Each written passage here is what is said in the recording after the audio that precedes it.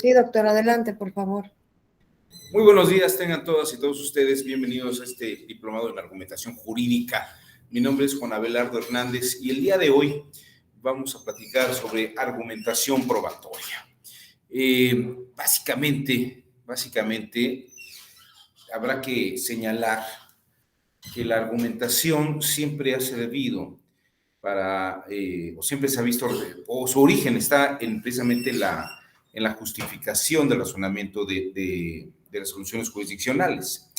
Sin embargo, ya con un enfoque mucho más preciso, podemos decir que hemos entrado en una etapa en la que la argumentación ha tenido aplicaciones en otros campos. Sin duda alguna, como sustento del campo de la sentencia, y ya un poco más especializado, es el empleo de la argumentación en materia probatoria. Básicamente, y les diría, el secreto del tema de la valoración de la prueba y de todo el entorno de la argumentación, precisamente en materia de argumentación, perdón, de la argumentación en materia de redacción de sentencias y justificación de toda la razón de las sentencias, está en el corazón de lo que se resuelve en materia probatoria.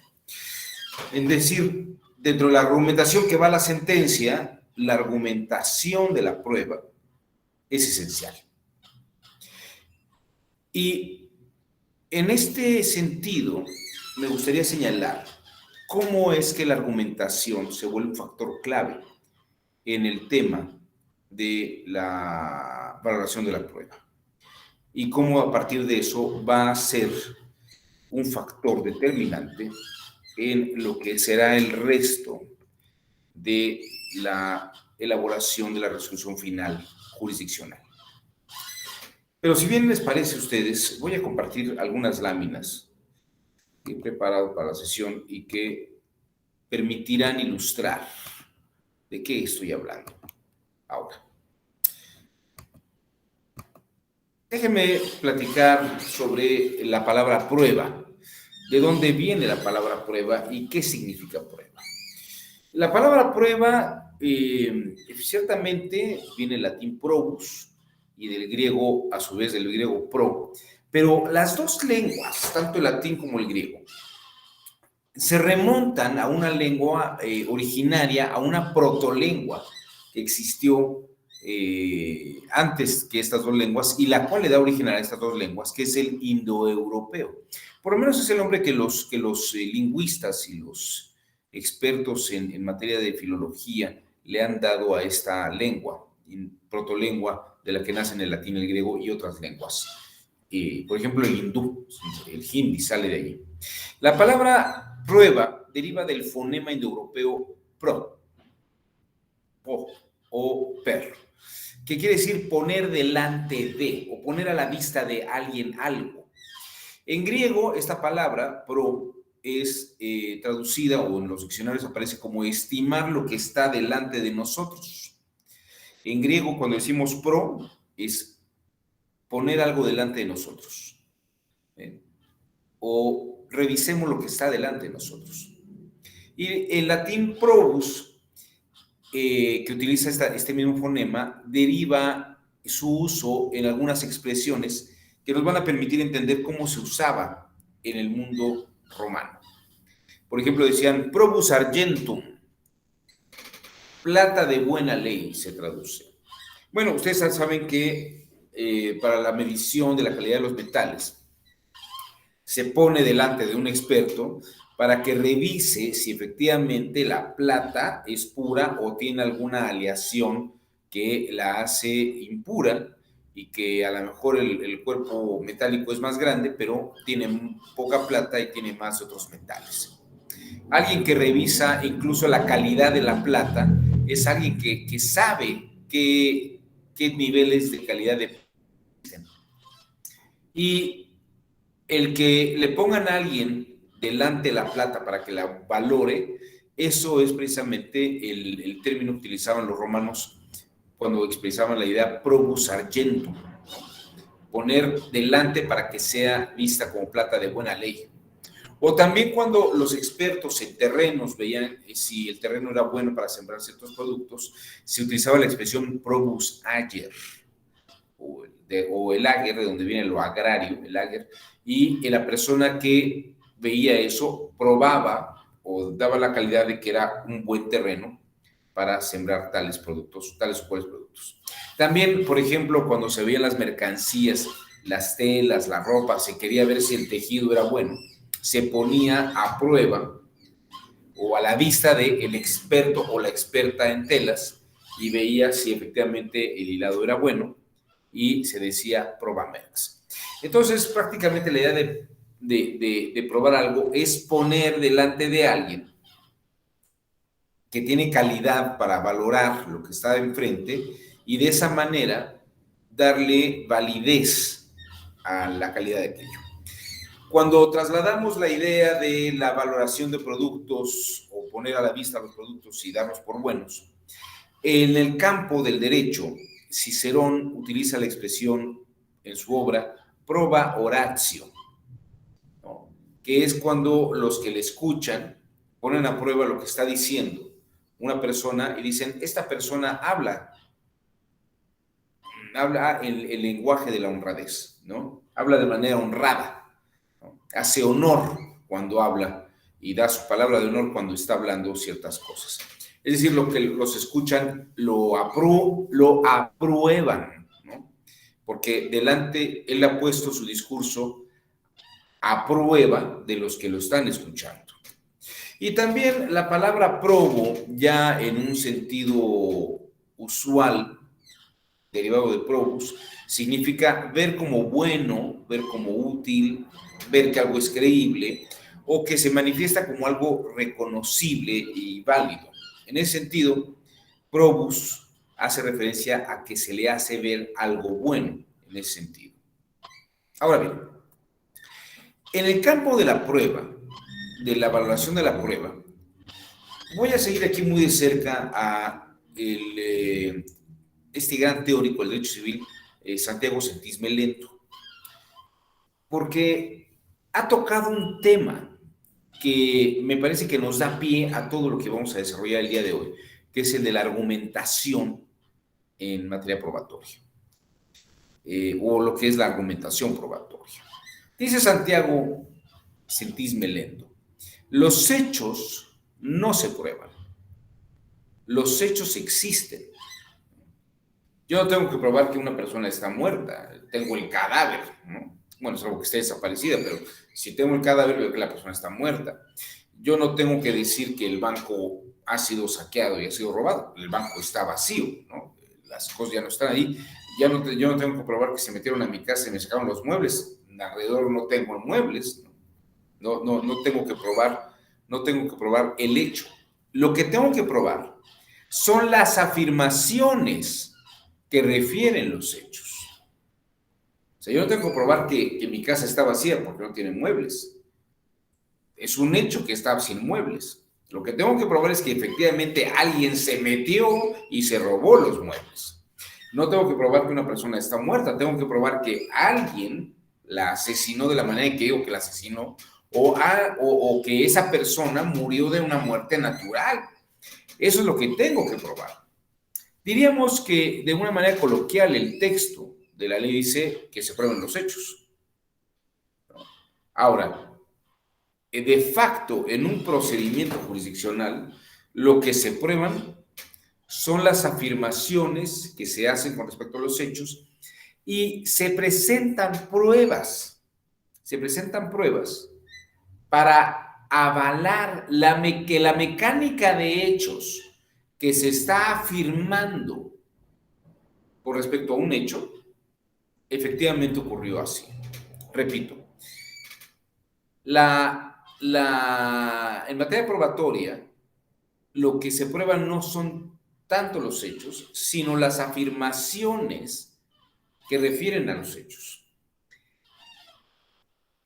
acompañados de elementos puedan indicar, ahora sí va la expresión, poniendo a la vista pruebas o algunos elementos indiciarios que permitan a la persona experta en valoración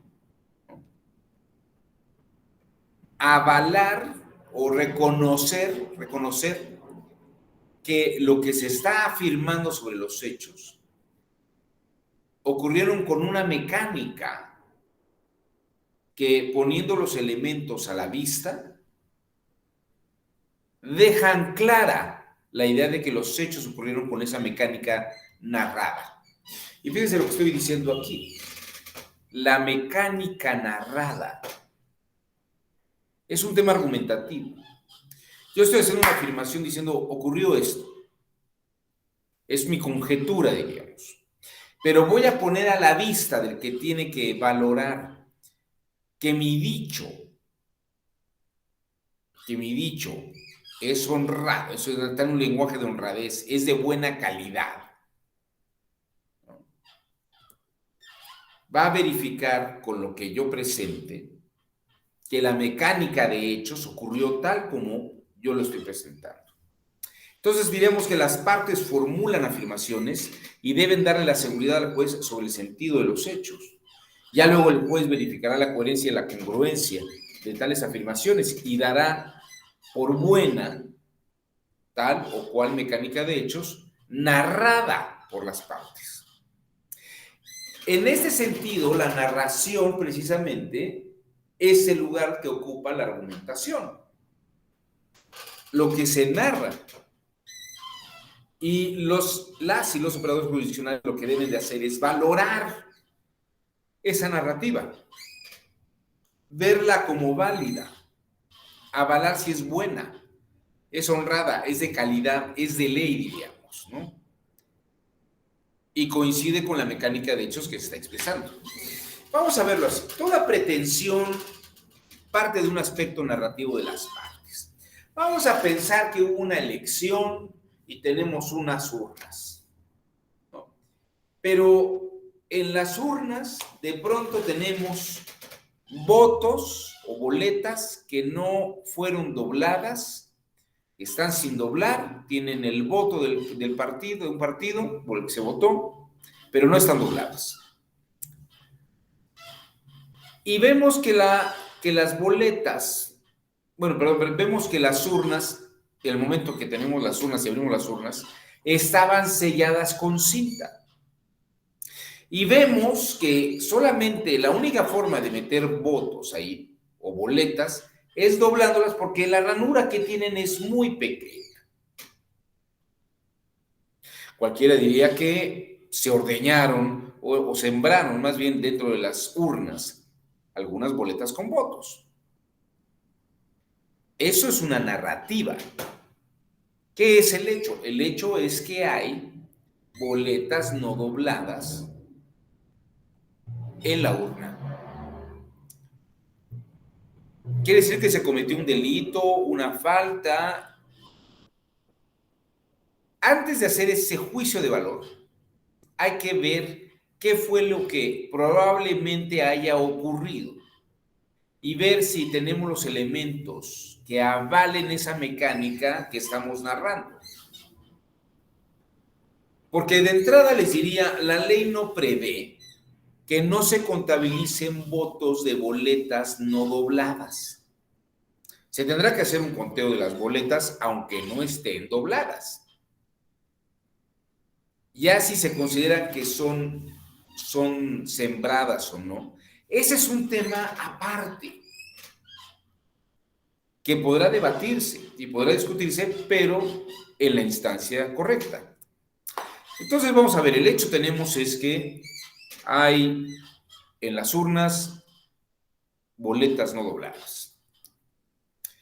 La pretensión de una de las partes, probablemente el que perdió esa elección, es decir, y sobre todo si la boleta tenía marcados los votos para el partido que sí ganó, la pretensión es que se anulen las elecciones. Esa es la pretensión que tiene. O por lo menos que se anulen esas boletas y se contabilicen esas boletas.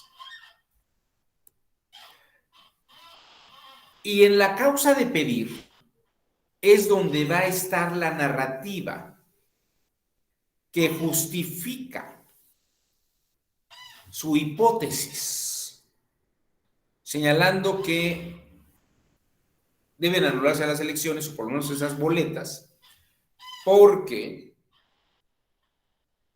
alguien las sembró en el lugar.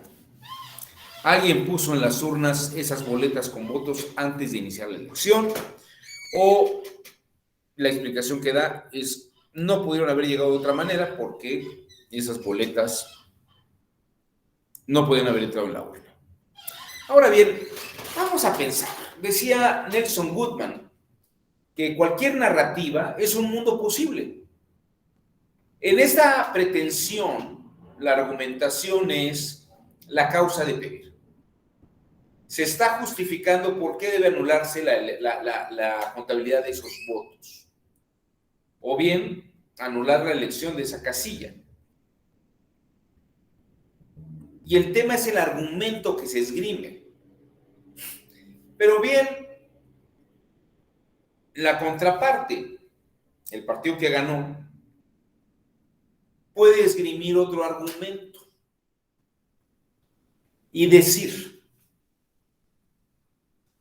es que al iniciar la elección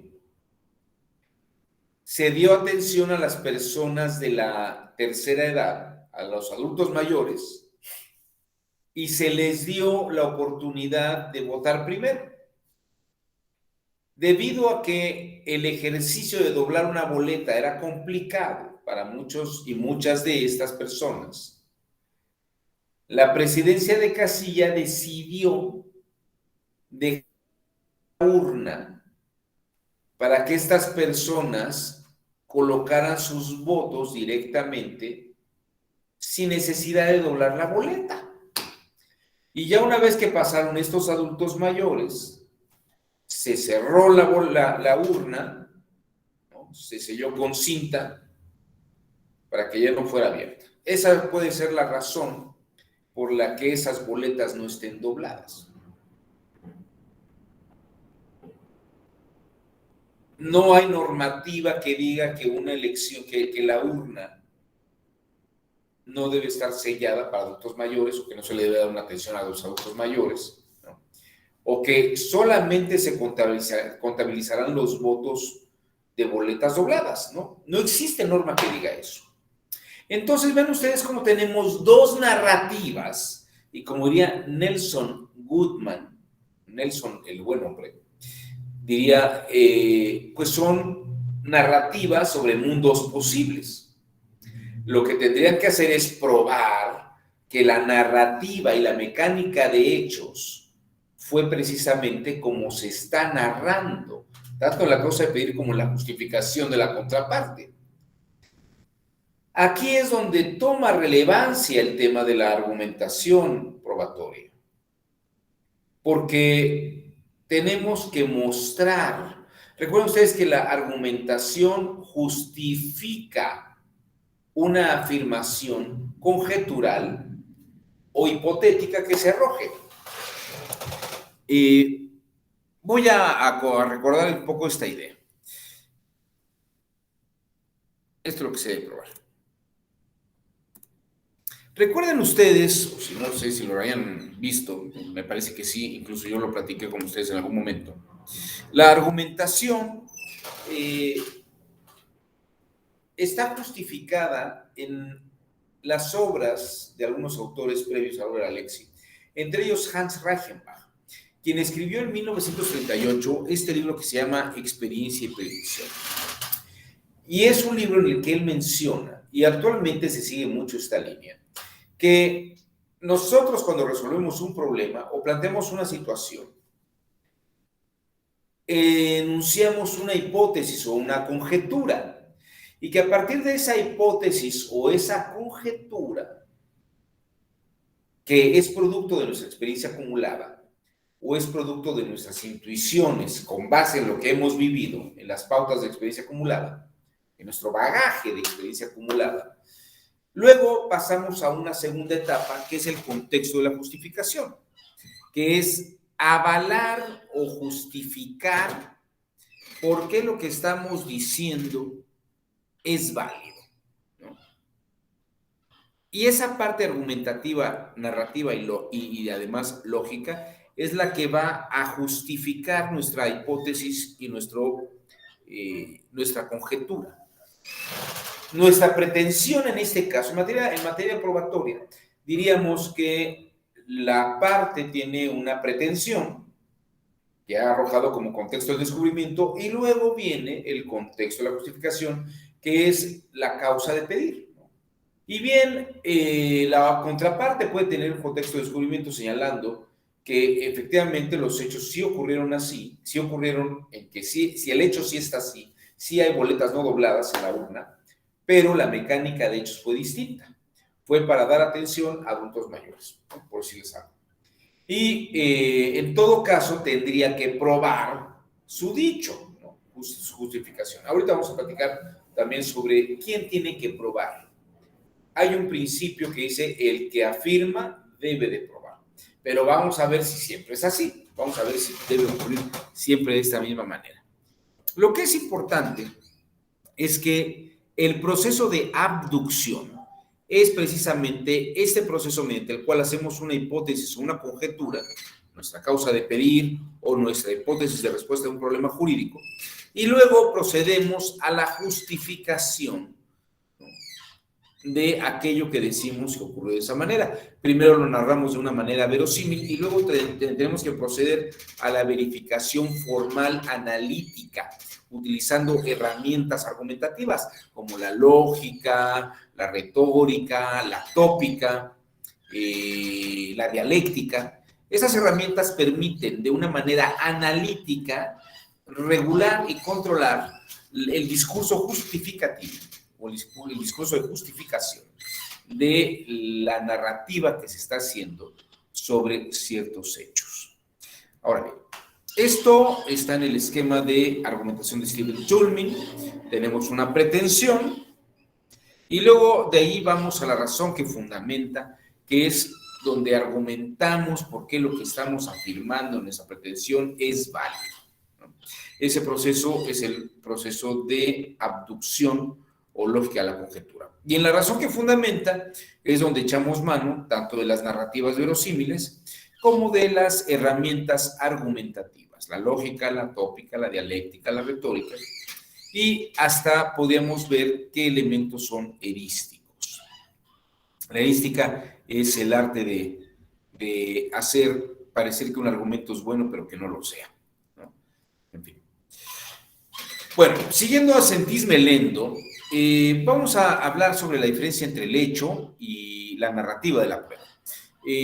Aquí me gusta mucho esta diferencia que hace entre lo que es la fuente de la prueba y el medio de la prueba. La fuente es anterior al proceso y es ajena al proceso, ¿no? El medio es su consideración procesal. Tengo el hecho, ¿no? Tengo, por ejemplo, un acta levantada en torno al cómputo distrital señalando que se ganó tal elección y que hubo tantas boletas y a lo mejor tantas estuvieron dobladas y tantas no. Esa es una fuente, ¿no? Pero ya dentro del proceso, los datos contenidos en dicha acta, clasificada legalmente como documental pública, eso ya es un medio de prueba. La narrativa en el proceso es el medio de prueba. El argumento dentro del proceso es el medio de prueba, ¿no? La fuente existe independientemente del proceso. Y el medio se forma en el proceso y no existe de otro modo. Se forma en proceso. Las partes buscan antes del proceso los elementos que van a servir para probar la mecánica de hechos bajo cierta narrativa. Y la verificación de esa mecánica narrada, de esos elementos que encontraron, se practica en el proceso. Se practica en el proceso. Una cosa es lo que un sujeto ve de facto, es algo que está ahí, y otra cosa es cómo entra eso en un testimonio procesal y la actividad del juez para verificar la afirmación de las partes. En ese sentido, la valoración de la prueba es una valoración del argumento probatorio. La valoración de la prueba es una valoración del argumento probatorio.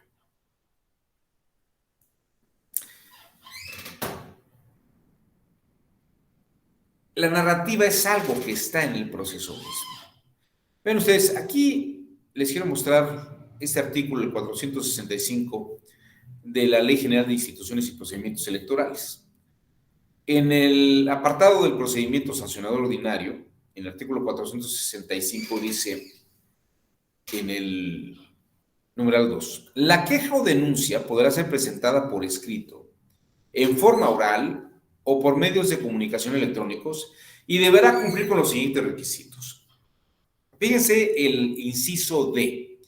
Narración expresa y clara de los hechos en que se basa la queja o denuncia y, de ser posible, los preceptos presuntamente violados.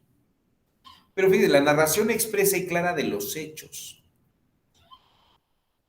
Cuando se habla de la narración de los hechos, estamos hablando de la narrativa, de la argumentación, de cómo ocurrieron los hechos, no el hecho mismo. ¿Se ve? Y luego en el inciso E dice, ofrecer y aportar las pruebas con que cuente, o en su caso, mencionar las que habrán de requerirse, otra vez la narrativa, cuando el promovente acredite que oportunamente la solicitó por escrito al órgano competente y no le hubiere respondido, ¿no? Luego, esta misma lógica aparece en todo el procedimiento en otras materias. El Código de Procedimientos Civiles para el Distrito Federal dice fijación de la litis. La demanda deberá presentarse por unidad los requisitos siguientes, ¿no? En el apartado quinto dice los hechos en que el actor funde su petición, en los cuales precisará los documentos públicos y privados que tengan relación con cada hecho dentro de una narrativa, así como si los tiene a su disposición. De igual manera, proporcionará los nombres y apellidos de los testigos que hayan presenciado los hechos. Y asimismo, deberá numerar y narrar los hechos, exponiéndolos sucintamente con claridad y precisión. La narrativa, nuevamente, forma parte de este elemento de valoración probatoria. Y esto es lo que llamamos argumentación probatoria, prácticamente.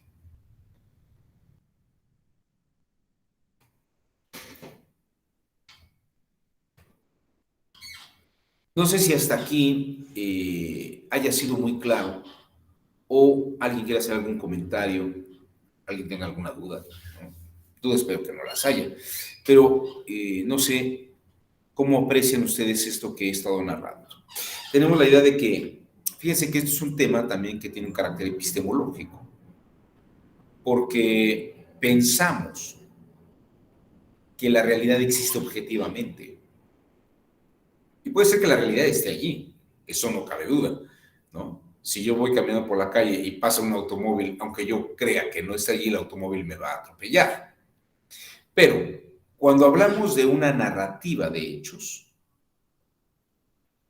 agregamos una serie de factores de tiempo y circunstancias, que son en materia judicial factores esenciales para calificar la situación jurídica de un asunto. Y esa narrativa y esa valoración, esa sí no es objetiva, esa sí es subjetiva. Y les digo que es un carácter epistemológico, porque no todos perciben la realidad de la misma manera, ni aprecian los hechos de la misma manera. Que un grupo de manifestantes vayan al Zócalo de la Ciudad de México y exijan que el presidente las atienda y las reciba en ese mismo momento, y el presidente esté de gira por algún otro estado de la República, porque tiene que cumplir su agenda. El discurso que pueden tener las manifestantes es: no somos importantes. Al presidente no le interesa nuestra situación. Pero a lo mejor el presidente tiene una narrativa en la que él dirá, es que hay una agenda en la que hay asuntos prioritarios, no es que no sea importante, pero hay asuntos prioritarios. O la agenda es prioritaria, ¿no? Y este evento no se tenía previsto porque no se determinó en el tiempo de elaborar la agenda, ¿no? Son narrativas, son narrativas. ¿Qué es el hecho de facto objetivo? La objetividad puede ser compartida en cuanto que si nos ponemos de acuerdo varias personas, podemos decir que hay un acuerdo objetivo. Pero también recuerden ustedes que no porque 1.000.000 de personas digan que una tontería es válida, va a dejar de ser una tontería, ¿no? O lo que decían, si 1.000 personas dicen que una cosa que no es verdad, pues no deja de ser una cosa que no es verdad, ¿no? Esto es muy importante. Pero la narrativa es un factor esencial en este elemento. Adolfo Alarcón, adelante, Adolfo, te escuchamos. A ver si me doy a entender un poco. Me ha pasado que he visto en la manera en cómo resuelven las salas o los tribunales sobre sobre la adminiculación de pruebas, principalmente cuando se trata de documentales con la testimonial. Pero la testimonial en materia electoral es diferente a las otras materias, ¿no? Es ante notario. ¿Qué nos podría usted comentar respecto a la argumentación en esos casos? ¿Qué tiene que hacerse ante notario? ¿O qué? ¿Cuál es la pregunta en concreto? La pregunta es sobre la argumentación para admicular pruebas documentales y testimoniales.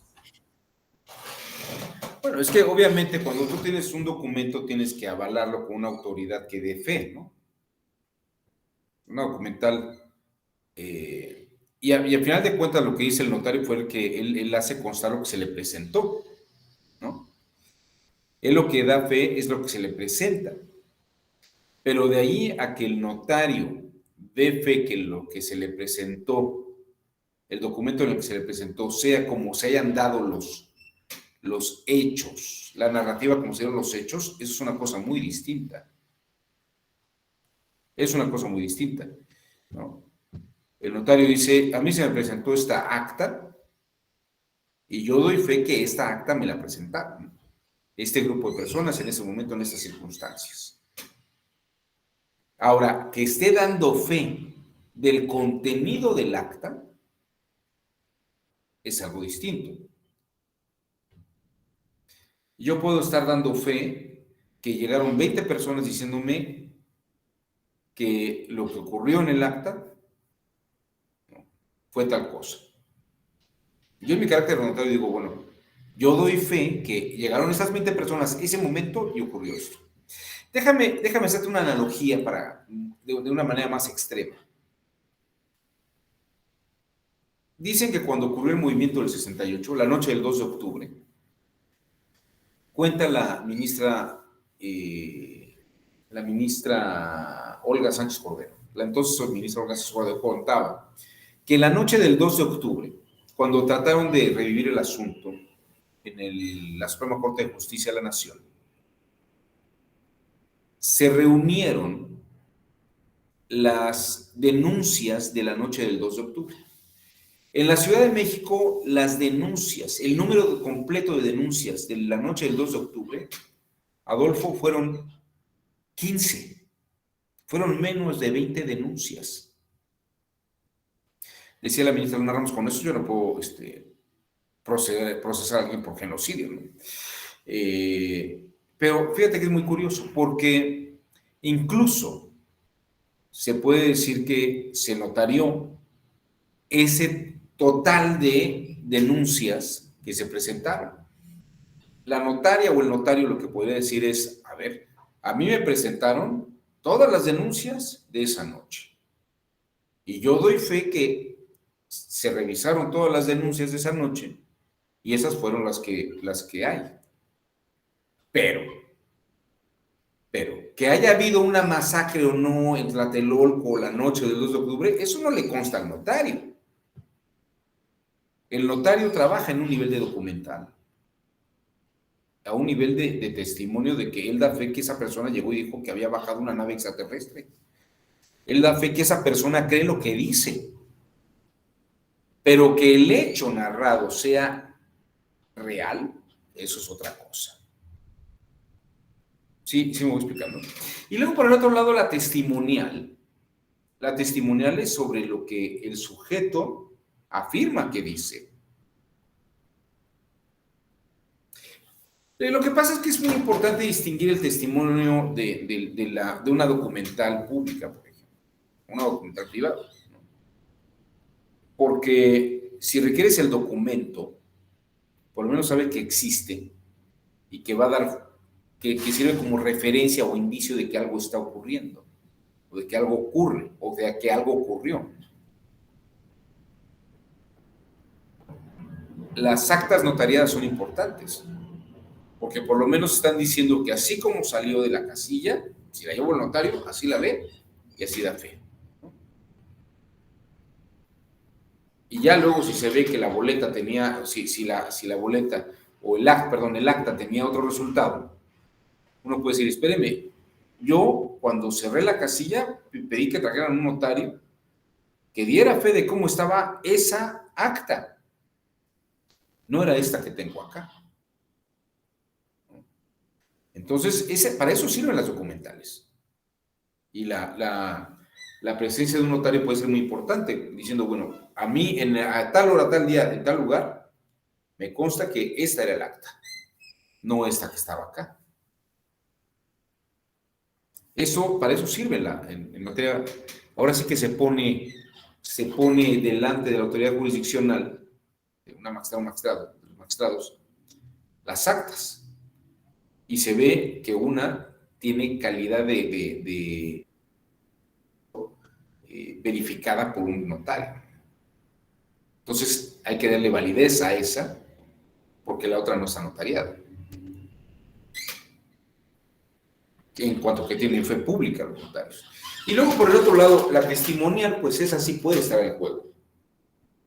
Porque ahí la persona que habla, habría que ver qué calidad de que está, pero puede ser un perito o una perito, o puede ser también una experta en un asunto. Y lo que le parezca a esa persona puede ser válido. Pero también si llega cualquier persona que estaba pasando en ese lugar y da un testimonio, ese testimonio habría que corroborarlo y ver si es coherente y también congruente con los hechos, con la narrativa de hechos que se está buscando establecer. No sé si también yo me he podido explicar, Adolfo, con lo que estabas preguntando y quería saber. Sí, sí, maestro, gracias. Bueno, no sé si alguien más quiera, ya que Adolfo abrió la puerta a las preguntas y los comentarios, no sé si alguien más quiere hacer algún comentario o alguna observación sobre lo que hemos estado platicando hasta este punto. No, de plano no. Bueno, el tema de la narrativa es esencial. Y fíjense que la narrativa, a final de cuentas, lo que hace es mostrar que los mismos hechos pueden tener diversas versiones. Pueden tener diversas versiones. Dependiendo de la materia procesal, la carga de la prueba está en unas personas o está en otra. Depende de la mecánica procesal. ¿Quiénes tienen la carga? Y también hay que analizar si en ciertas mecánicas puede revirarse la carga de la prueba. Sobre esto vamos a platicar en la siguiente hora, pero vamos a hacer ahora un breve receso de unos 10 minutos para que puedan hacerse un café. Para los que quieren salir a fumar, fumen un cigarrito. Y regresamos a las 10 de la mañana en punto. Gracias.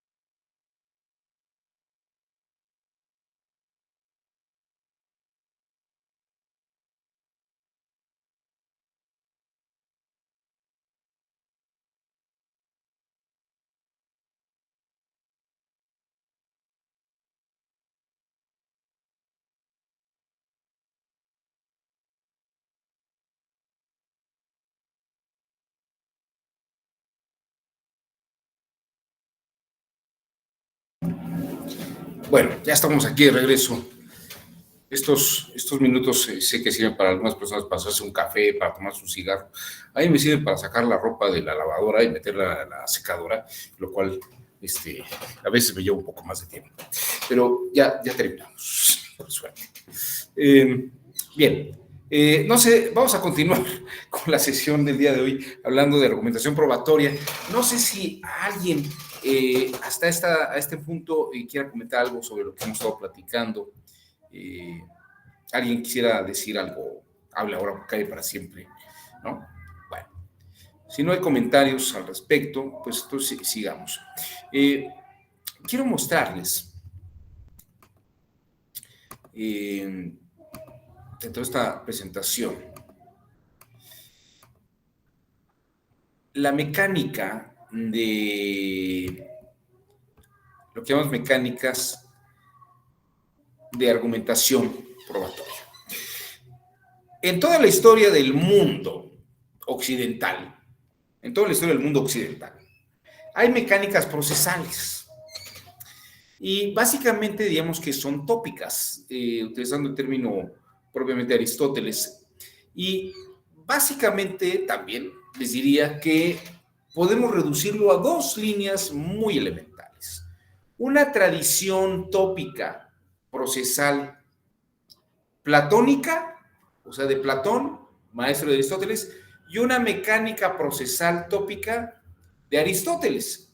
A partir de estas mecánicas procesales, argumentativas, podemos ver quién tiene o no la carga de la prueba.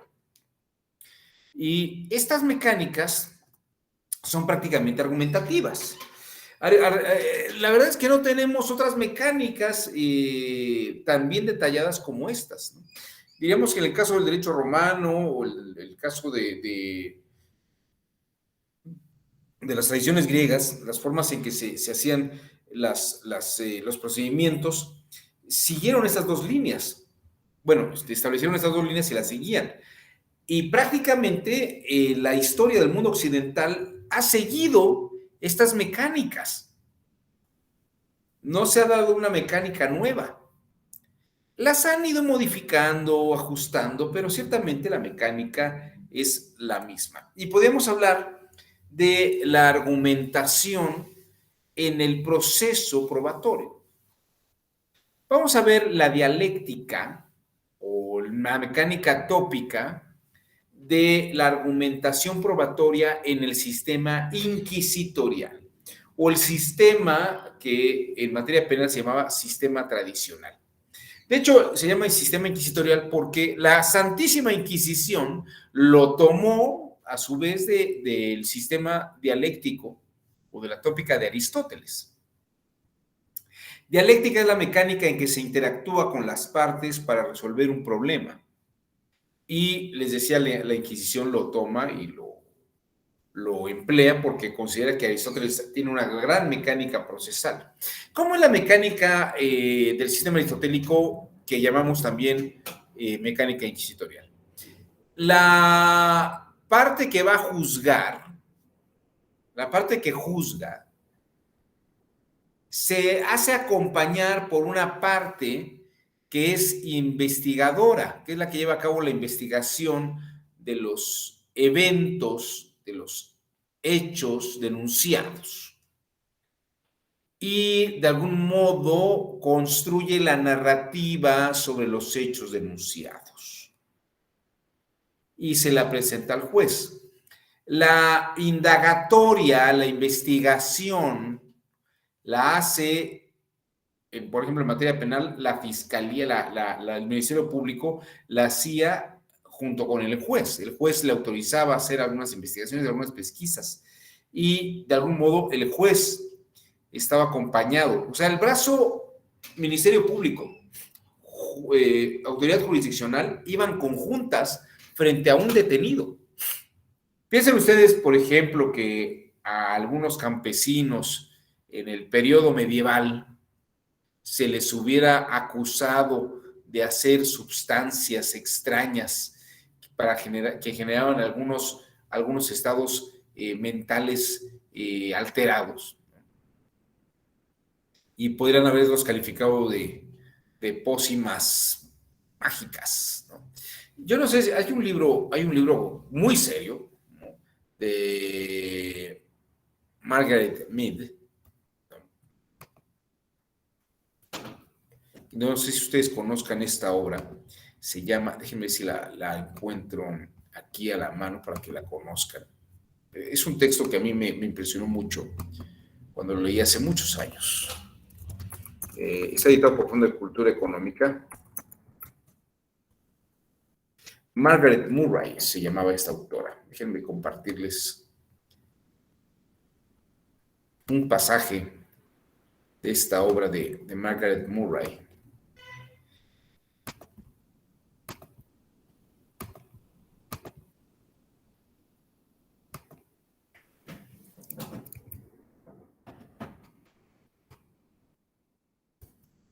Ay, se oscureció absolutamente mi cámara y no. Ya.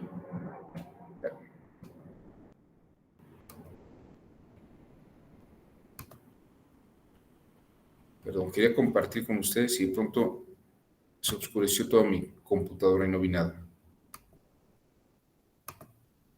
Es como si a mi computadora se le hubiera bajado el azúcar. Ahí está. Miren, este es un libro. A ver, esta es la edición que tiene ahora Fondo de Cultura Económica, El Dios de los Brujos. Es un texto muy interesante, pero se los presento. De esta Margaret Murray, es una antropóloga de lo más serio que hay. Y todo lo que se ha escrito después sobre esto son anexos, los trabajos de Margaret Murray.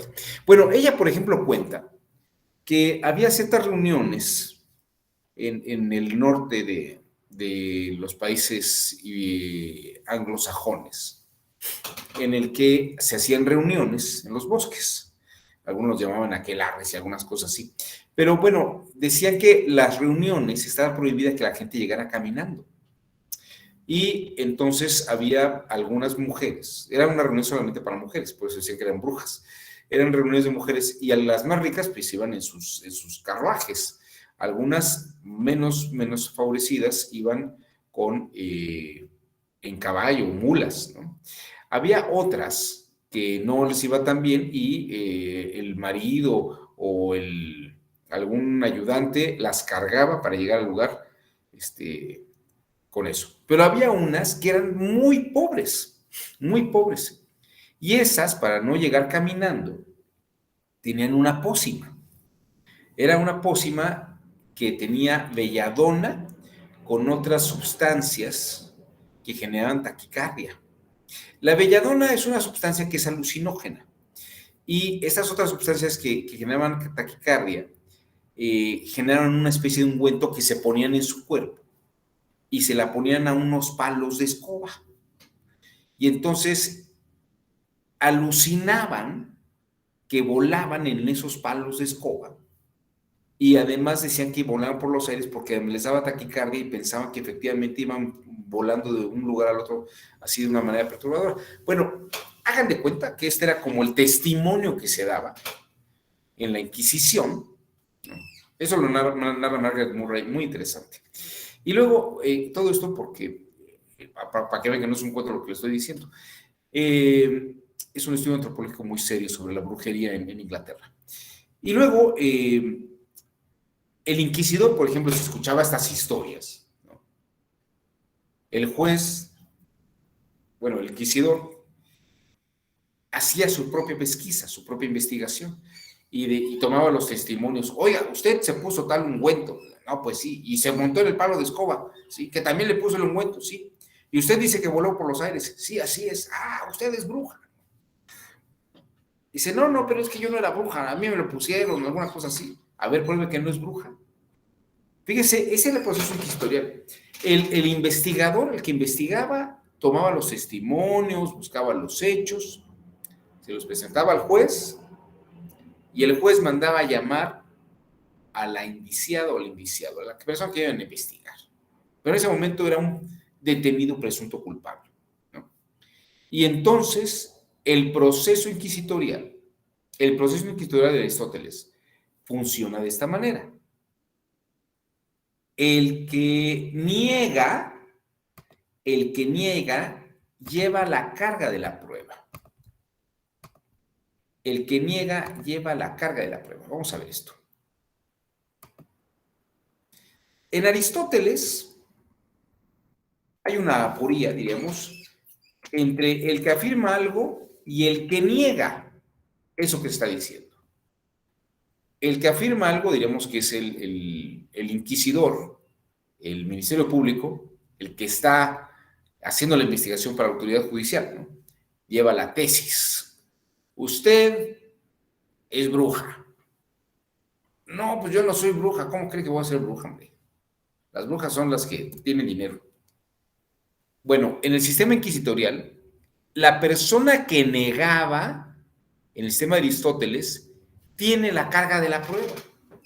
Tiene que decir por qué no lo que se está afirmando. No es el que afirma lleva la carga de la prueba. Ese es un sistema platónico. Ahorita vamos a ver. Pero en el caso de Aristóteles, y de hecho es una mecánica que va muy de la línea, de lo que es el sistema penal. En materia civil es a la inversa, ¿no? El que afirma es el que tiene que probar. Pero es una variación sobre la tesis, sobre el planteamiento aristotélico. En Aristóteles, tanto el derecho penal como la materia inquisitorial y todo lo que era teología, estudios religiosos, todo lo que hacían los monjes y todo el estudio argumentativo, dialéctico, era a partir de este esquema. Por ejemplo, si ustedes revisan la Suma Teológica de Tomás de Aquino, la Suma Teológica es un libro en el que Tomás de Aquino, este máximo filósofo católico, explica por qué la religión tiene estos elementos válidos y la filosofía avala esos elementos válidos de la religión. Siempre comienza de una manera en la que tiene que afirmar que no. Por ejemplo, la Suma Teológica comienza con temas como vamos a probar que Dios existe, ¿no? Tesis. Pero Tomás de Aquino, siguiendo el método aristotélico, tiene que probar la contra. Entonces él dice, parece que Dios no existe. Y entonces va a afirmar por qué es falso que Dios no exista. O sea, aparte, la tesis sería Dios no existe. Y la antítesis es, no, Dios sí existe y te voy a probar por qué sí existe. Y él empieza sus estudios. Siempre la Suma Teológica es ir por la negativa. El que niega es el que afirma, ¿no? Bueno, diríamos el que hace la tesis, el que dice Dios no existe. Y entonces la antítesis es no, eso lo que dices es falso. Dios sí existe. Y entonces empieza a explicar por qué Dios sí existe. La antítesis en el método aristotélico y en el sistema inquisitorial y la dialéctica tradicional, el que niega tiene que decir por qué. Entonces puede dar una serie de objeciones y decir por qué no es cierto, puede dar la primera, la segunda y la tercera objeción, por qué decir que esto es falso. Y la contraparte le bastará con dar una opinión y refutar esas respuestas. Doy mi opinión y sobre mi opinión te refuto la primera, la segunda y la tercera, ¿no? Vamos a verlo al revés. Quiero probar que Dios existe, ¿no? Y entonces comienza con la contra. Dios no existe por esta razón y por esta razón. Y entonces dicen, bueno, pero yo creo que sí existe por algunas otras razones. Doy una explicación teológica y refuto la primera, la segunda y la tercera. Se acabó la argumentación. El Ministerio Público que está con el juez, ¿no?, tiene la tesis. Usted adora a los brujos. Usted adora al demonio. Es bruja. No, no soy bruja por esas razones, ¿no? Yo no soy bruja por esto y por esto. Oiga, usted dice que voló por los aires, que se pone ungüentos y que va a las noches. ¿Qué hace una señorita como usted tan sola en la noche en el bosque, ¿no? Solamente adorando al demonio. Entonces, este sistema es un sistema que se traslada, por ejemplo, en materia penal, pero no solamente en materia penal, porque les digo, tuvo sus variaciones en algunos otros procesos. En materia civil, por ejemplo, el que afirma sí lleva la carga de la prueba, pero la contraparte le basta con negar. Es decir, en el caso del derecho civil y mercantil, la opinión y las respuestas están en el demandado. Pero aquí partimos, diríamos que el demandante dice, tú me tienes que pagar algo, por esta razón y por esta razón. Y tiene que probarlo. Y a esta parte le puede bastar simplemente con decir, no es cierto, no es cierto, no es cierto. ¿No? La argumentación dialéctica o la argumentación probatoria en la dialéctica tópica de Aristóteles tiene esa mecánica. Decir que es una dialéctica de demostración. ¿Por qué? Porque lo que estamos señalando es que se hace la acusación que está en una premisa mayor, se ve si el caso particular está en la premisa menor y entonces se perfecciona el silogismo. Eso es lo que se llama una dialéctica de demostración. Va de arriba hacia abajo porque está en la premisa mayor. En la premisa menor se ajusta a la premisa mayor y está demostrado el asunto. En el caso de Platón, que es otra mecánica adversarial, donde la argumentación es distinta. Si ustedes han llegado a leer algún diálogo de Platón, a lo mejor leyeron alguno en la preparatoria, es más parecido al sistema adversarial y es mucho más parecido al sistema que tiene el sistema procesal electoral, ¿no? Porque la parte afirma, llega y afirma lo que está ocurriendo, ¿no? La parte demandante o la parte denunciante afirma que ocurrió algo, ¿no? Y también la defensa, ¿no? Puede presentarse delante de, no tiene que, fíjense, esto es muy importante, si la fiscalía o la parte denunciante llega y expone los hechos y los datos, por ejemplo, en materia penal, en una audiencia inicial, la contraparte, el abogado defensor, puede decir, a ver, esto no ocurrió por esto y por estas razones, ¿no?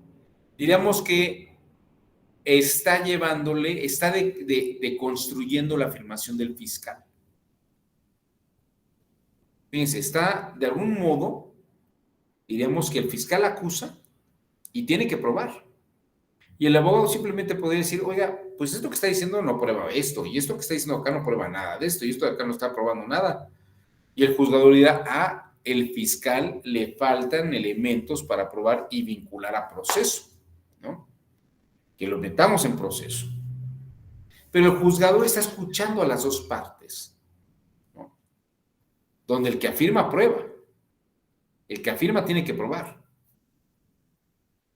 Y esto es también muy interesante porque la defensa no tiene que probar nada. De momento, lo que tiene que mostrar es que no hay elementos suficientes en los argumentos de la fiscalía, en la narrativa de los hechos, para que se lleve a cabo el proceso. Ustedes me podrían decir, bueno, pero entonces, ¿cuál es la diferencia con el sistema aristotélico? La diferencia es que el abogado defensor, bueno, el indiciado o la persona demandada o la persona denunciada no está detenida, ¿no? Para empezar, no está detenida ni tiene que negar lo que dice el fiscal. Más bien, la fiscalía tiene que reunir todos los elementos necesarios para probar que efectivamente así es. Y el abogado defensor puede estar señalando, no reúne los elementos esenciales. Si lo viéramos desde un punto de vista aristotélico, vamos a verlo aquí, hagan de cuenta que el Ministerio Público, el fiscal, se reúne con el juez y antes de llamarlo, Este le está diciendo, no tienes los elementos suficientes como para llamarme. No tienes los elementos suficientes para llamarme. Entonces yo no tengo que entrar en un trabajo de desvirtuar lo que estás diciendo. ¿Y se ve?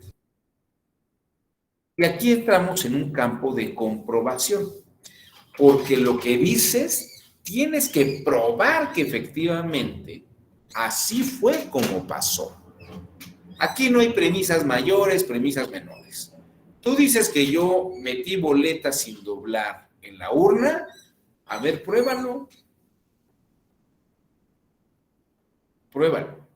Pero además, para que me vincules a proceso, tienes que tener las pruebas fácticas y elementos suficientes como para que el juez diga, ah, sí, ocurrió de esta manera, ¿no?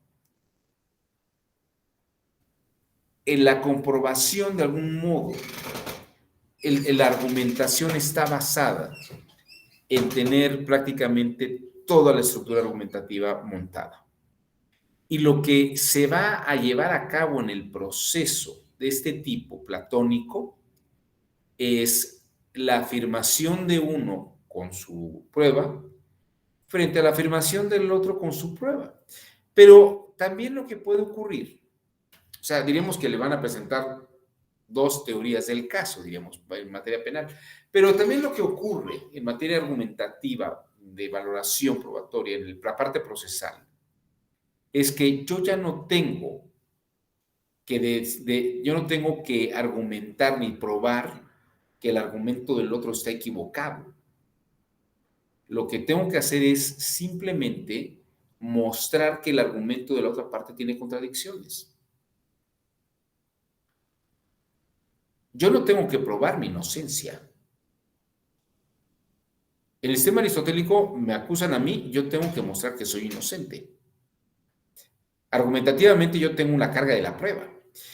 Pero cuando el otro tiene la carga de la prueba, cuando el fiscal tiene la carga de la prueba, o la parte demandante tiene la carga de la prueba, a mí me basta con decir, lo que usted está diciendo no tiene sentido, no tiene lógica, no está bien razonado, tiene usted contradicciones, esto que está probando no está probado. Fíjense, es una cosa muy interesante entre las defensas que tenemos hoy en día, cuando entró todo este sistema nuevo. Seguían todavía con la idea de que tenían que probar su inocencia, ¿no? Tenían que probar que no era cierto lo que estaban diciendo aquellos. No, en el sistema platónico basta con decir y mostrar que lo que el otro está sustentando no se sustenta, ¿no? Usted dice que yo salí a las 8 de la mañana. Sí, sí. Y dice que luego salí de mi casa a las 8 de la mañana y que luego estaba en el Zócalo de la Ciudad de México a las 8:15. Así es. Tengo testigos que dicen que usted salió a las 8 de la mañana de la Colonia del Valle, en la Ciudad de México, y a las 8:15 estaba usted en el Zócalo de la Ciudad de México haciendo tal cosa. Dice, bueno, es que, fíjense, yo no voy a defender mi punto, pero simplemente voy a decir, oiga, eso que usted está diciendo, que tiene testigos, está muy raro, porque de la Colonia del Valle al Zócalo de la Ciudad de México, pues hay una distancia importante, que no la recorro en 15 minutos, incluso en un día vacío, hago por lo menos media hora, 25 minutos, sin un semáforo y todo corrido, ¿no? Pero el día que usted está señalando, que es un día laborable, es un día que la gente va a trabajar, de la Colonia del Valle al Zócalo de la Ciudad de México generalmente se hace más de una hora, ¿no?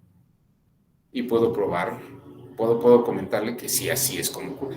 Entonces, yo no estoy probando mi punto, ni estoy probando que lo que el otro dice no es cierto, simplemente que no es coherente, que no está bien estructurado. ¿Sí me estoy explicando? En el caso de Aristóteles, sí tengo que probar, yo como persona que lleva la antítesis, tengo que probar que eso que está diciendo el otro no es cierto. Tengo que probar que yo estaba en otro lugar, o que no estaba, que jamás llegué a esa parte, ¿no? es un sistema muy distinto. La argumentación en la evaluación probatoria depende de la mecánica argumentativa de los hechos. Se verifica la veracidad de algo mediante la reconstrucción de lo expuesto y mediante el interrogatorio cruzado que se utiliza en algunas áreas, se intenta comprobar lo que en el interrogatorio se habría de llevar. Pero esto es lo que llamamos epistemología jurídica, digamos. No sé si se ven, las mecánicas de hechos varían dependiendo de quién tiene la carga de la prueba. Dependiendo de quién tenga la carga de la prueba, es precisamente ahí donde se da esta forma de argumentación. Ahora bien, existe, gracias a Dios, una teoría que se llama la teoría dinámica de la prueba, donde, y aquí lo explica muy bien don Leonel Castillo, dice, a veces, el que afirma no, en materia electoral, el que afirma lleva la carga de la prueba. Pero dice la teoría dinámica de la prueba, a veces el que debe de probar no es el que afirma, sino el que puede probar algo. El que puede probar algo. Vamos a pensar que aquí Claudia Adriana Chávez va al cajero automático. Espero que no te haya pasado esto nunca, Claudia. Llegas a, no sé dónde tengas tu dinero, llegas a Banorte, pides que Banorte, creo que lo máximo que te dejan son 9,000 pesos y quieres sacar los 9,000 pesos, ¿no? Entonces metes tu tarjeta, le aprietas y entonces oyes mucho ruido y se abre la puerta y tú extiendes la mano para sacar los billetes de tu dinero, de tu cuenta, y resulta que no hay ningún billete. Detectas que parece que algunos billetes venían arrugados y se atoraron todos ahí. Y entonces, después de hacer varios intentos de sacarlo, los pocos billetes que podías haber sacado, se cierra la puertecita, te saca la tarjeta, te dice gracias por venir, y ves que te han reducido 9,000 pesos en tu cuenta de banco. 9,000 pesos que no cobraste. Y entonces vas al banco, ¿no? Y le dices a alguna gerente amable, como siempre, ¿qué le pasa? ¿No? Espero que tenga un buen día. Y dice, no tengo un día pésimo, tengo mucha prisa y no me dio mi dinero y no puedo sacar más dinero, ¿no? Y le dice, bueno, usted dice que metió su dinero al cajero y no le salió el dinero. A ver, pruébelo. Usted está afirmando, ¿no? Usted afirma que metió la tarjeta y el cajero no le dio el dinero. Pruebe eso. Y obviamente usted no podría decir, no, pues es que traía mi cámara, traía mi teléfono en ese momento y siempre que saco dinero, pues estoy con mi cámara y lo estoy filmando todo el tiempo. Usted debe tener un registro en sus máquinas, cheque usted que el dinero, que el monto que está dentro de la máquina es exactamente el total y que todo lo que se despachó efectivamente se despachó de la manera adecuada. Allí el que tiene que probar es el banco, porque son los que tienen los elementos para probar que efectivamente sí le dio el dinero. O probar en todo caso que sí hay un sobrante de 9,000 pesos que no fue entregado. Que por alguna extraña razón hay 9,000 pesos que no salieron y que además está tapada la salida del dinero. La carga dinámica de la prueba precisamente ve estos aspectos y factores. El que prueba es el que debería probar. En materia electoral tenemos algunos casos interesantes sobre esto. Hay uno que a mí me parece que es muy, muy claro, en el que un partido, una persona, perdón, un particular quiere lanzarse por otro partido, ¿no? Y la prensa, hay quien sostiene que, bueno, él dice pues que en realidad que él no forma parte de ningún partido político, que él no forma parte incluso del partido tal, ¿no?, del que se dice que él es candidato y del que se dice que él es parte. Y entonces le dicen, bueno, pues pruébelo. O sea, tengo que probar un hecho negativo, tengo que probar que yo no pertenezco a ese partido político. Pues más bien, en todo caso, el partido político tendría que probar que yo pertenezco a ese partido político. Ellos tienen las listas de integrantes, tienen incluso las peticiones firmadas, las solicitudes de filiación al partido, tienen las credenciales del elector, las firmas de solicitud, todo eso lo tienen los partidos políticos. Entonces yo no podría probar que no pertenezco a un partido político porque no tengo la infraestructura del partido político, pero ellos sí la pueden probar. Entonces la carga de la prueba se tendría que revirar para ese factor, para ese lado de la controversia. Vean ustedes cómo la parte de la argumentación en ese sentido tiene una mecánica. No siempre el que afirma prueba. Y también depende de la mecánica. Si es el sistema inquisitorial de Aristóteles, el sistema tradicional, pues el que está negando tendría que probar, ¿no? En un sistema inquisitorial tiene mucho sentido que yo llegue y le diga al banco, fíjate que no me entregaste mi dinero. Y entonces el de la antítesis, el de la contra, que es el banco, diría, no, sí te lo di y lo tiene que probar, ¿no? En un sistema aristotélico es lo que todo el mundo quisiera, que el que lleva la contra lo pruebe, ¿no? A mí no me diste mi dinero cuando fui al cajero. A ver, prueba que no, prueba que sí me lo diste. Es un sistema aristotélico. En un sistema platónico, yo tengo que llegar y decir, no me entregó mi dinero. Y el banco diría, a ver, pruébalo. Y entonces yo tendría que buscar los elementos para probar aquello. Pero por la teoría dinámica de la prueba, podría pedirle al juez o a la jueza, a la magistrada o al magistrado, que le pidiera al banco que lo probara, porque yo no tengo los medios de prueba. No sé si en algún momento platicamos sobre el rey del tomate, y el caso es del rey del tomate, en este grupo. Bueno, el caso del rey del tomate es muy simpático porque era un señor que nació en Fresnillo, Zacatecas, y el PRD, me parece, lo candidateó como candidato para ser presidente municipal de Fresnillo, Zacatecas, y ganó las elecciones. Y entonces el partido, uno de los partidos que no ganó, no digo que perdió, sino que no ganó, decía, usted no puede nombrar al candidato el rey del tomate. Y le dice, ¿por qué no? Si ganó las elecciones. Y dice, es que para ocupar el cargo hace falta que él sea de nacionalidad mexicana y no tenga doble nacionalidad. Y entonces se pone a investigar, a ver, usted está afirmando que el rey del tomate tiene doble nacionalidad. El otro partido, sí.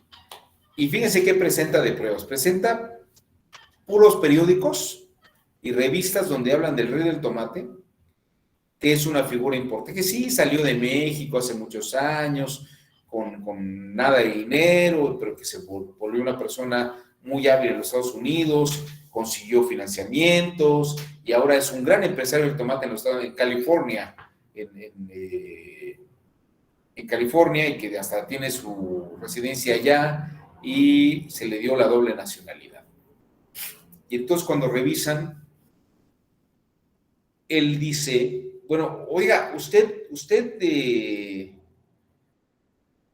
no cumple los requisitos. Él dice, espéreme, aquí dice que los requisitos son ser mexicano por nacionalidad, digo, tener la nacionalidad mexicana y ser mexicano por nacimiento, y la segunda es comprobar la residencia.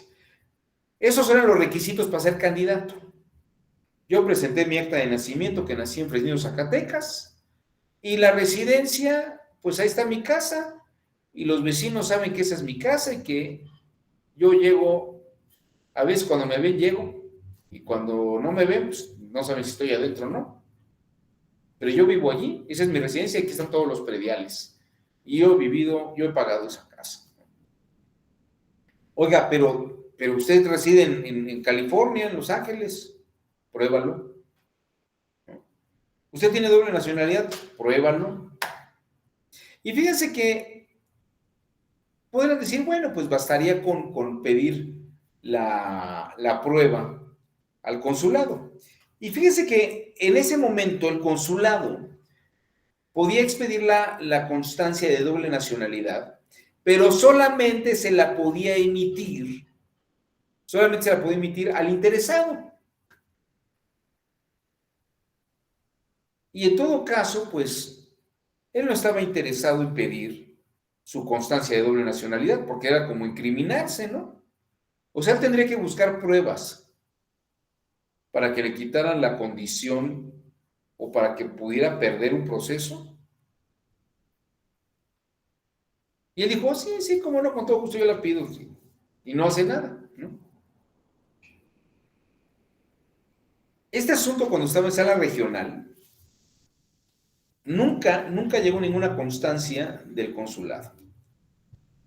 ¿Quién tiene la carga de la prueba? ¿El que afirma? El que afirma tiene unos periódicos.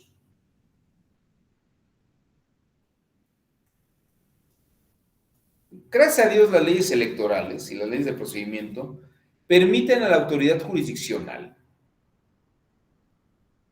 poder allegarse de pruebas. Y en ese caso, yo mal no recuerdo, el que llevó este asunto, el que presidía la sala superior en ese momento, era el magistrado Leonel Castillo, quien, diremos que por la carga dinámica de la prueba, no se la reviró al rey del tomate, sino que la asumió el tribunal, y el tribunal directamente pidió a la embajada que se le verificara si el ciudadano rey del tomate, fulano tal, tenía doble nacionalidad. En este sentido, ven ustedes cómo la carga probatoria se revira.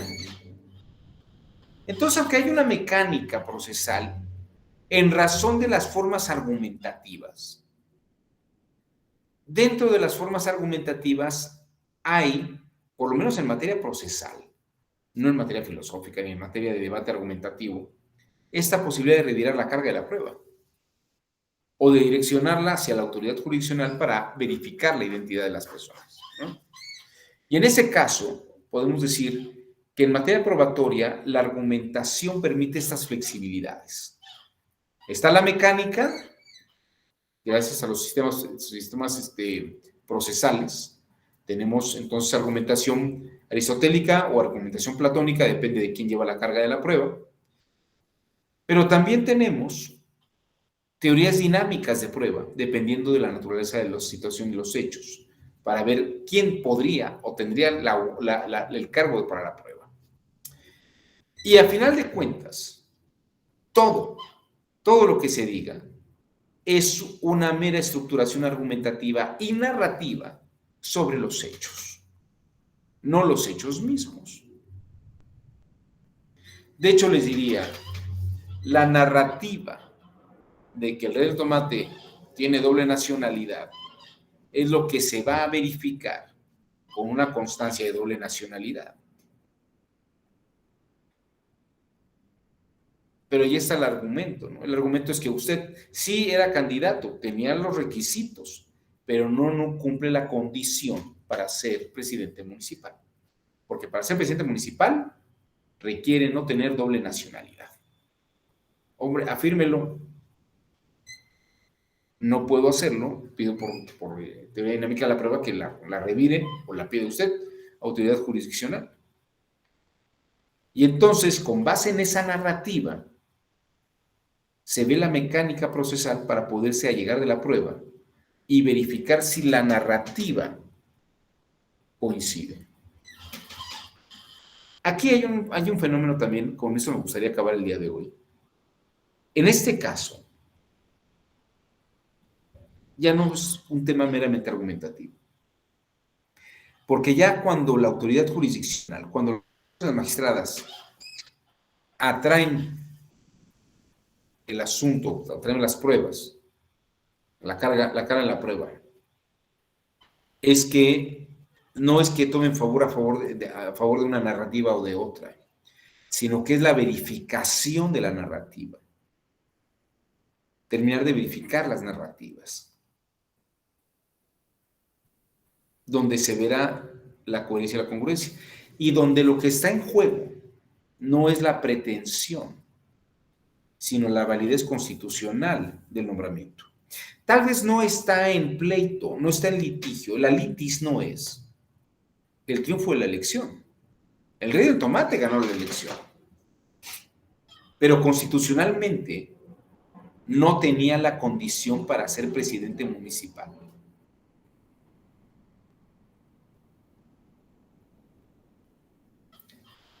Y es un tema argumentativo. Tal vez podríamos decir que hay una colisión. Esto sí es un tema como para Robert Alexy, ¿no? Está en colisión el derecho de un candidato que ganó las elecciones, pero constitucionalmente el principio afectado es el de la soberanía y el que solamente mexicanos sin doble nacionalidad ocupen cargos públicos. No sé si todavía exista esta prohibición, pero, por ejemplo, en el Consejo de la Judicatura, gente que tenía doble nacionalidad, no sé, eran mexicanos e hijos de extranjeros. Por ejemplo, una persona nacida en México, pero tenía padres nicaragüenses, ¿no? Pues no podía ser secretario de estudio, ¿no? Y ocurría que le decían, tiene usted que presentar su carta de renuncia a la otra nacionalidad. Lo interesante es que cuando la gente iba y pedía su carta de renuncia en nacionalidad, se la recibían y le devolvían el pasaporte. Y dice, usted presentó su renuncia, pero por las leyes de este país, usted no puede perder la nacionalidad. Entonces, ahí hay una serie también conflictiva de situaciones argumentativas, ¿no? Es un argumento para México, ya renunció a su doble nacionalidad, pero el país del que renunció no le reconoce la renuncia y le mantiene la doble nacionalidad. Entonces es una paradoja argumentativa. Pero bueno, en fin, eso es como para un tema de lógica jurídica y epistemología jurídica. Me quedan escasos 14 minutos. Bueno, en realidad me quedan 4 minutos porque los otros 10 tengo que terminar antes. Preguntas, comentarios. ¿Alguien quiera comentar algo antes de que nos vayamos? No sé qué les pareció la sesión, si estuvo muy aburrida de plano. Adolfo Alarcón, adelante, te escuchamos, Adolfo. Buen día. Ya había escuchado el caso del rey del tomate, pero desde otro punto de vista, ¿no? Lo explicó el maestro Darío Mora, pero desde un punto de vista más de cumplimiento de los requisitos constitucionales, ¿no? Ajá. Ahora, desde el punto de vista que usted lo plantea, pues está muy interesante. Porque si bien ese caso es, digamos, único, son pocos, o casi no se da, sí se da el tema de las personas que tienen residencia en otro país por cuestiones de trabajo. Y hay gente que se va a trabajar a otros lados y allá se casa con una extranjera y hasta tienen hijos. Y siguen manteniendo su credencial de elector de acá del país y manejan que tienen todavía residencia en México. Eso sería todo. Gracias. Pues muchas gracias. Sí, efectivamente, el mismo caso puede enfocarse desde varios puntos de vista. Es interesante lo que has señalado. Por mi parte, creo que da material para un aspecto argumentativo muy, muy bueno.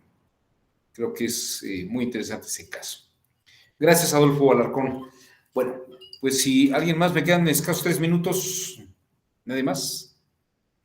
Bueno, pues les agradezco su generoso tiempo. Ahora sí ya estamos en viernes. Les deseo muy buen fin de semana. Que la pasen ustedes muy bien. Y cuídense porque aunque hay sol y ya hay vacunas, el virus sigue atacando a las personas. Nos vemos. Buenas tardes. Buenas noches. Bueno, buenos días. Buenas noches en Europa. Buenos tardes días. en otras partes. Hasta luego. Adiós, buen fin de semana a todos.